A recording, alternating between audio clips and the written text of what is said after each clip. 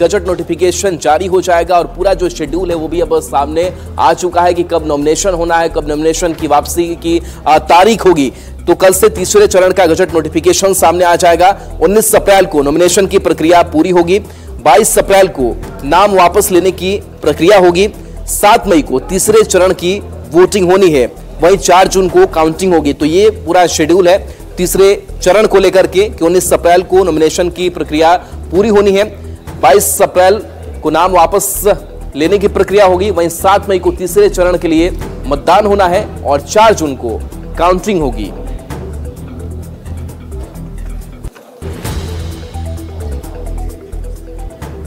वैशाली से बड़ी खबर है, जहां मतदान कर्मियों पर एक्शन भी अब नजर आ रहा है, क्योंकि लगातार ट्रेनिंग का दौर चल रहा है और ऐसे में कई ऐसे मतदान कर्मी हैं जो अपनी ट्रेनिंग से गायब रह रहे हैं और उन पर एक्शन हुआ है। बताइए जा रहा है कि 465 मतदान कर्मी पर एक्शन हुआ है। 3 दिन की ट्रेनिंग में 465 कर्मी गायब मिले।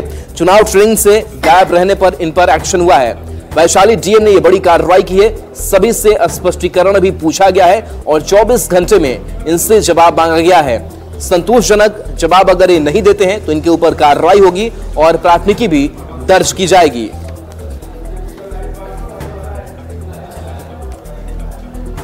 आठ अप्रैल को हेलीकॉप्टर में तेजस्वी यादव की मछली पार्टी के बाद से एक और जो वीडियो है वो अब सामने आ चुका है, जिसमें तेजस्वी यादव नारंगी खाते हुए नजर आ रहे हैं और उसके बाद उन्होंने एक सवाल भी पोस्ट किया है और बीजेपी पर वो हमलावर नजर आए हैं। तस्वीर हम आपको दिखा रहे हैं, 2 तस्वीर। पहली तस्वीर 10 अप्रैल और दूसरी तस्वीर 8 अप्रैल की है, जहां एक में वो मछली खाते हुए मुकेश सहनी के साथ नजर आ रहे हैं तो दूसरी तस्वीर में वो नारंगी खाते हुए नजर आ रहे हैं। नेता प्रतिपक्ष तेजस्वी यादव ने खुद ये वीडियो सोशल मीडिया प्लेटफॉर्म पर साझा किया है। तेजस्वी ने वीडियो पोस्ट करते हुए लिखा है कि हेलो फ्रेंड्स, आज हेलीकॉप्टर में नारंगी पार्टी हुई है, ऑरेंज के रंग से तो वो नहीं चिढ़ेंगे ना। एक और पहले से हेलीकॉप्टर में मछली पार्टी करने को लेकर जमकर सियासत हो रही है, तो दूसरी ओर अब ये नया वीडियो तेजस्वी ने शेयर कर चुटकी लेने की कोशिश की है। 2 तस्वीरें हम आपको दिखा रहे हैं। पहली तस्वीर में मुकेश सहनी के साथ तेजस्वी हेलीकॉप्टर में नारंगी पार्टी कर रहे हैं। दूसरी तस्वीर में तेजस्वी हेलीकॉप्टर में मछली पार्टी कर रहे हैं। पहली तस्वीर 10 अप्रैल की है तेजस्वी के मुताबिक, दूसरी तस्वीर 8 अप्रैल की है।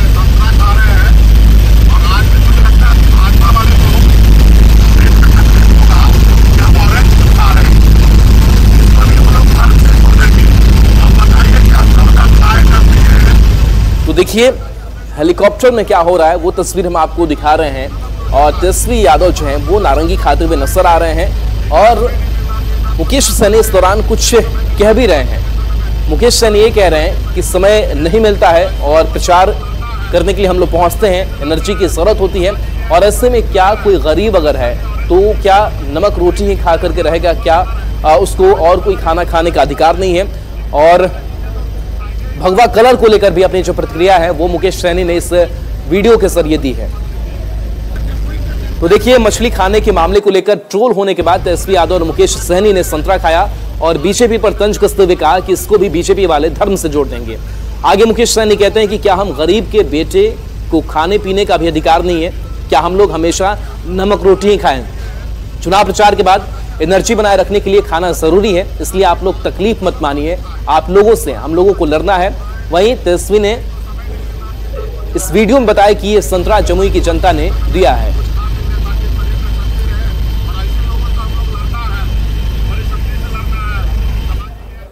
रात में मछली खाने के बाद सनातनियों को ठगने के लिए मुकेश जी आप कुछ भी नाटक कीजिए, जनता आपको झांसे में आने वाली नहीं है। आप सनत मल्लाह अपने को कहते हैं तो पारंपरिक आहार तो आपका नॉनवेज ही रहेगा, लेकिन नवरात्र जैसे पवित्र पर्व पर आपने और तेजस्वी यादव ने प्लेन में मछली की पिकनिक मनाकर सनातनियों की भावना को ठेस पहुंचाई है। अब आपको पचाने के लिए जो भी चाहिए या चूर्ण फांकिए, जनता आपके झांसे में आने वाली नहीं है। चारा खाकर के लालू प्रसाद जी साजावार हो गए नौकरी के बदले जमीन लेने के मामले में भी आप और आपके परिवार पर मुकदमा चल रहा है। इसलिए खाने पीने की चीजों में ध्यान रखने की आवश्यकता है। आप रूपी भोजन और पर रूप श्रृंगार हर मानव का अधिकार है कि स्वादानुसार जो उनको पसंद है वो खाएं। अब संतरा खाएं, मछली खाएं तो इस पे सवाल। और एक नेत्री अपनी विशाल काया की तरह मछली लेकर के खड़ा होकर फोटो खिंचाए तो बड़ा सुंदर, भाजपा करे तो बड़ा रास लीला, अब विपक्ष करे तो फिर कलेक्टर ढीला। ऐसा नहीं चलता। दरअसल भारतीय जनता पार्टी का चाल, चेहरा और चरित्र ही सस्पिशियस रहा है, क्योंकि भारतीय जनता पार्टी की सरकार और इस देश के प्रधानमंत्री ने देश की जनता से जो वादे किए वो एक भी वादे पूरे नहीं किए गए। साफ है कि देश की जो मूलभूत समस्या है उससे भारतीय जनता पार्टी इस प्रकार की बयानबाजी कर जनता का ध्यान हटाना चाहती है। पाटलिपुत्र सीट से आरजेडी के प्रत्याशी मिसा भारती ने प्रधानमंत्री नरेंद्र मोदी को लेकर के एक विवादित बयान दिया है और उन्होंने कहा है कि अगर इंडिया अलायंस की सरकार बनती है तो प्रधानमंत्री मोदी को जेल में डाल देंगे, साथ ही बीजेपी के जो नेता हैं उनको भी जेल में डालेंगे। तो ये बयान सामने आया है। मंदिर में मिसा भारती ने कहा कि हम लोगों पर परिवारवाद और भ्रष्टाचार का आरोप वो लगाते हैं। अगर जनता ने देश में इंडिया अलायंस की सरकार बनाने का मौका दिया तो प्रधानमंत्री से लेकर बीजेपी के नेता जेल के अंदर होंगे। इस पर बीजेपी नेता और बिहार के उप मुख्यमंत्री विजय सिन्हा ने पलटवार करते हुए कहा कि जो लोग डरे सहमे हैं उनकी आवाज निकल रही है। चपरासी क्वार्टर में रहने वाले लोग आज महलों में रहते हैं। एक एक चीज का हिसाब देना होगा। कौन जेल में होगा यह चुनाव के बाद पता चलेगा।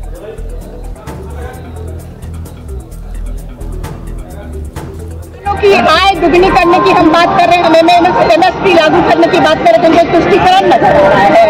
आज बेटे के लिए वोट मांगने गए थे, परिवारवाद पे बोले, वो बंद हो गया प्रधानमंत्री का। इलेक्ट्रल बॉन्ड पे कौन जवाब देगा? जब आते हैं वो हमारे परिवार पे आरोप लगाते हैं भ्रष्टाचार का। जानते हैं कितना बड़ा भ्रष्टाचार है। अगर देश की जनता ने कहीं हमें मौका दे दिया इंडिया गठबंधन को, प्रधानमंत्री से लेकर के जितने भी भाजपा नेता है जेल के अंदर बंद। बस इतना ही आश्वासन। डरे सहमे लोगों की आवाज ये निकल रही है। यही लोग ना है जो चपरासी क्वार्टर में रहते थे, आज महलों का राजा कैसे बन गए। ये मॉल से लेके फार्म हाउस तक कैसे पहुंच गए, हिसाब देना पड़ेगा। और कौन जेल में है, कौन बेल में है और किसकी भविष्य क्या होगी, ये बस चुनाव के बाद पता चलेगा। पूरी खबर पर बीजेपी प्रवक्ता हमारे साथ रामसागर सिंह जुड़े हैं। रामसागर सिंह जी, मिसा भारती ये कह रही हैं कि अगर इंडिया अलायंस की सरकार बन जाती है, अगर जनता चुन लेती है तो प्रधानमंत्री मोदी से लेकर के जो बीजेपी के नेता हैं वो जेल के अंदर होंगे। राधा को न 9 मन घी होगा न राधा नाचेगी। मीसा भारती पेशे से डॉक्टर हैं, वो इस बात के लिए भयभीत हैं, उनकी मानसिक स्थिति को दिखा रहा मीसा भारती का कि जेल जाने का भय है, क्योंकि ईडी के शिकंजे में है और ईडी का 96.8% कन्विक्शन रेट है, तो उनको पता है कि जेल की यात्रा करनी पड़ेगी। लालू जी तो अपने पूरे परिवार को रेल के डब्बे में बंद करके सारे यात्रियों को भ्रष्टाचारी बना दिए हैं। पूरा परिवार भ्रष्टाचार में लिप्त है और अभी बेल पर यात्रा कर रही है मीसा जी और पूरा परिवार। अब तो आगे जेल में ही समय बिताना है। 4 में तो लालू जी कन्विक्टेड हो चुके हैं, अब तेजस्वी जी, मीसा जी, राबड़ी जी, सारे लोगों को जेल भी जाना है और जेल में समय भी बिताना है। केवल जेल यात्रा नहीं करना है। अभी तो बेल पर है, आगे जेल में रहेंगे पूरा परिवार। रामसागर जी, किसी को जेल में डालने के लिए कोई आधार भी होना चाहिए, कोई आरोप भी होना चाहिए, लेकिन अगर ऐसे बयान सामने आते हैं इस सियासी समर में तो इस बयान पर जनता पर क्या असर पड़ेगा और क्या फायदा उठाना वो चाह रही हैं? जनता पूरा जानती है कि ये पूरा परिवार भ्रष्टाचारी परिवार है और लोगों का छोड़िए, वो तो चारा का निमुहा धन का चारा निकल गए थे, रोड का अलकतरा पी गए थे। लालू जी क्या क्या नहीं किए हैं, लालू जी तो रेल में जो भ्रष्टाचार किए हैं उसी का परिणाम भुगतना पड़ रहा है पूरे परिवार को। और जैसे परिवार में संपत्ति का बंटवारा करते हैं, वैसे लालू जी ने भ्रष्टाचार से कमाई की गई लोगों को दे दिए हैं। और वो इसलिए दिए हैं लालू जी कि घर में कोई चिढ़ाए नहीं कि तुम भ्रष्टाचारी हो। अब तो सब उस भ्रष्टाचार में लिप्त है, तो कौन किसको चिढ़ाएगा। इसीलिए लालू जी सबको, राबड़ी जी को भी बांट दिए, मीसा जी को भी बांट दिए, तेजस्वी जी को भी बांट दिए, परिवार में सारे लोगों को लगभग बांट दिए हैं। अब कोई किसी को नहीं चिढ़ाएगा कि तुम भ्रष्टाचारी हो, तुम भ्रष्टाचारी हो, तुम गरीबों का निवाला लिए, तुम पशुओं का निवाला निकल गए हो। इसलिए लालू जी ने ये काम किया है। चलिए, बिल्कुल, तो एक विवादित बयान इसे कह सकते हैं। रामसागर सिंह जी, बहुत बहुत शुक्रिया हमारे साथ जुड़ने के लिए और अपनी बात रखने के लिए।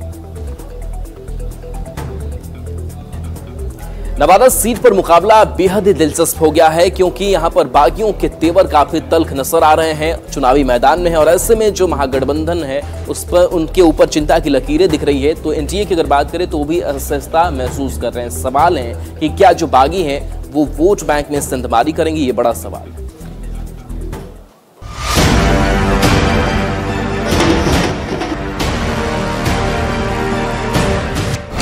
नवादा में बागी बिगाड़ेंगे खेल। क्या वोट में सेंधमारी करेंगे बागी? नवादा लोकसभा सीट पर दिलचस्प फाइट। एक तरफ महागठबंधन के प्रत्याशी के चेहरे पर चिंता की लकीरें हैं, तो दूसरी तरफ से एनडीए के प्रत्याशी भी असहज महसूस कर रहे हैं, क्योंकि बागियों ने नवादा सीट से ताल ठोककर मुश्किलें खड़ी कर दी हैं। महागठबंधन के प्रत्याशी श्रवण कुशवाहा को लालू यादव और तेजस्वी यादव ने नवादा से टिकट दिया है। वहीं लालू के लिए कसीदे पढ़ने वाले विनोद यादव भी टिकट के लिए आस लगाए हुए थे, लेकिन जब उन्हें नवादा से टिकट नहीं मिला तो वे बागी हो गए और निर्दलीय ही मैदान में उतर गए। ये जनता दल का मतलब कोई व्यक्ति नहीं हो सकते, हम नहीं हो सकते हैं। राष्ट्रीय जनता दल एक विचारधारा है, और जो इस विचारधारा के साथ रहते हैं वो आज काम कर रहे हैं। ये क्या है? लालटेन छाप है, देख लीजिए, इसमें लालटेन है ना। अगर कोई प्रत्याशी कहते हैं कि हमें लालू जी का आशीर्वाद मिला है, तो इसके लेके वोट मांगे कि लालटेन पे दीजिए, तब ना मानेंगे। जितना तेजस्वी जी का राष्ट्रीय जनता दल पे हक और अधिकार है, उससे कई एक ज्यादा हमारा पूरा परिवार का और नवादा संसदीय क्षेत्र का जनता का उस पार्टी में खून पसीना लगा हुआ है। और कोई बेदखल करना चाहेगा तो असंभव है। हम लोग किसी से कमजोर नहीं है। लालू जी हमारे गार्जियन है, सर्वमान्य नेता है और वो रहेंगे सर। परेशानी उस वक्त और बढ़ गई जब आरजेडी विधायक विभा देवी और रजौली विधायक प्रकाश वीर निर्दलीय उम्मीदवार विनोद यादव के समर्थन में आ गए और लालू के पसंदीदा उम्मीदवार श्रवण कुशवाहा का विरोध किया। ये दोनों विधायक विनोद यादव के पक्ष में मंच भी साझा कर रहे हैं और चुनाव प्रचार भी कर रहे हैं। मुखर होकर गठबंधन के उम्मीदवार का विरोध कर रहे हैं। 1951 से अब तक कुल 17 लोकसभा चुनाव हो चुके हैं। 14 बार नवादा से बाहरी प्रत्याशी ही चुने गए। 3 बार स्थानीय नेताओं ने जीत दर्ज की। वहीं दूसरी तरफ नवादा से बीजेपी उम्मीदवार विवेक ठाकुर भी दावा कर रहे हैं कि बिहार की जनता पीएम मोदी को फिर से प्रधानमंत्री बनता देखना चाहती है और इस बार जनता बीजेपी की झोली में भी सभी 40 सीटें देगी। पूरी तरह से नवादा तैयार है और 40 भी पार होगा, 400 भी पार होगा। जनता का मन बना हुआ है। कल करा लीजिए चुनाव, 400 पार कल हो जाएगा। परसों करा लीजिए, 400 पार परसों हो जाएगा।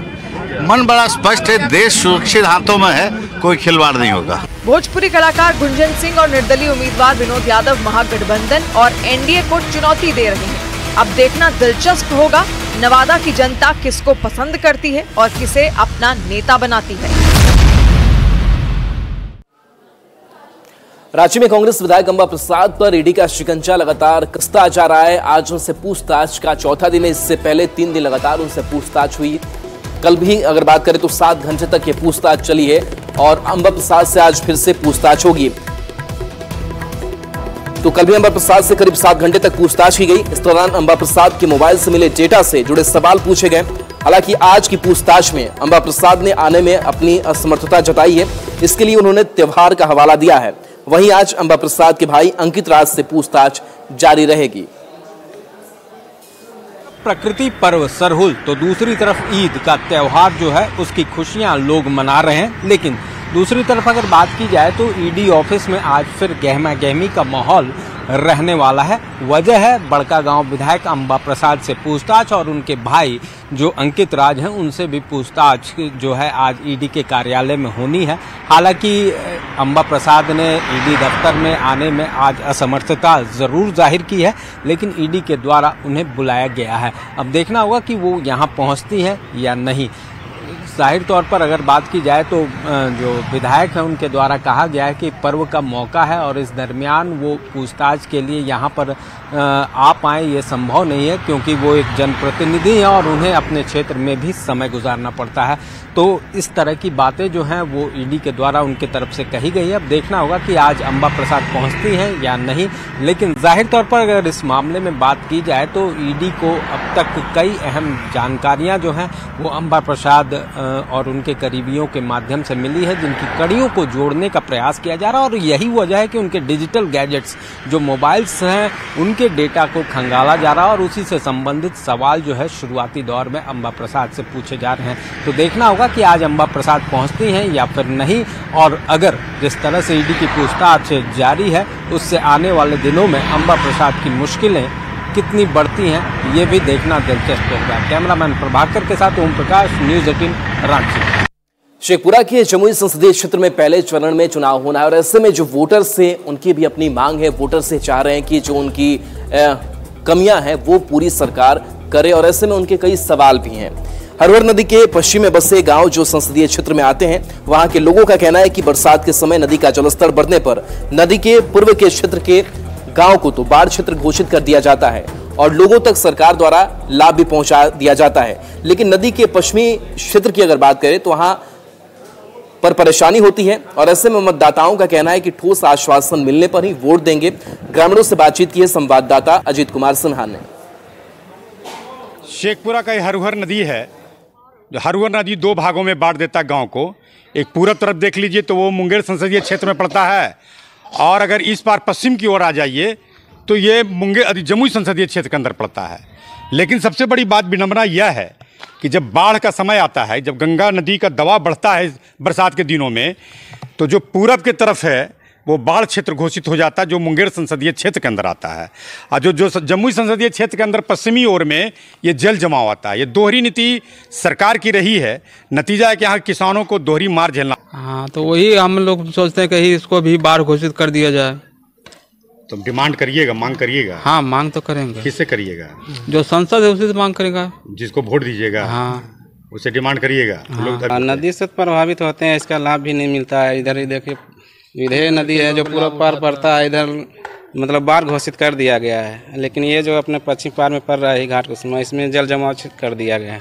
इस बार तो इस पर भी होबे करेगा। मैंने वोट उसी को देंगे जो इधर मांग पूरा करे, उसी को देना है। स्थिति तो यही है सर कि इधर जल जमाव कर देता है और पूरा पार मैंने बाढ़ घोषित कर देता है। तो जल बाढ़ घोषित करिए अपना, तो हम वोट देंगे, नहीं तो नहीं देंगे। कह रहे हैं वोट तो देंगे, लेकिन जो उम्मीदवार इस बार बाढ़ क्षेत्र घोषित कराएगा, ठोस आश्वासन देगा, उसी को वोट देंगे। अजीत कुमार सिन्हा, न्यूज़ 18 शेखपुरा। केंद्रीय मंत्री और खूंटी से बीजेपी के प्रत्याशी अर्जुन मुंडा लगातार चुनावी अभियान में जुटे हुए हैं और ऐसे में उन्होंने तमाड़ प्रखंड की अगर बात करें तो वहां पर उन्होंने जनसंपर्क अभियान चलाया है। केंद्र सरकार की योजनाएं किस तरीके से लोगों तक पहुंच रही है उसको भी उन्होंने गिनाया है। तो तस्वीर आपको दिखा रहे हैं जहां पर अर्जुन मुंडा ने जनसंपर्क अभियान चलाया है। उन्होंने केंद्र सरकार की उपलब्धियों को गिनाया और कहा कि पीएम नरेंद्र मोदी के नेतृत्व में देश लगातार आगे बढ़ रहा है। उन्होंने आदिवासियों के गौरव को याद करते हुए कहा कि जंगल में रहकर आदिवासी समाज ने अंग्रेजों से लोहा लिया था, पर उन्हें इतिहास के पन्नों में वो जगह नहीं मिली जिसके वो हकदार थे। तमाम लोगों ने भारत के अंदर आक्रमण किया, मंदिरों को तोड़ा, लेकिन फिर से धर्म की पुनर्स्थापना, पुनर्जन्म होते हुए भव्य राम मंदिर का निर्माण आदरणीय नरेंद्र भाई मोदी के नेतृत्व में इस देश में पूरा हुआ। चलिए ब्रेक का वक्त हो चला है, लौटते हैं कुछ और खबरों के साथ।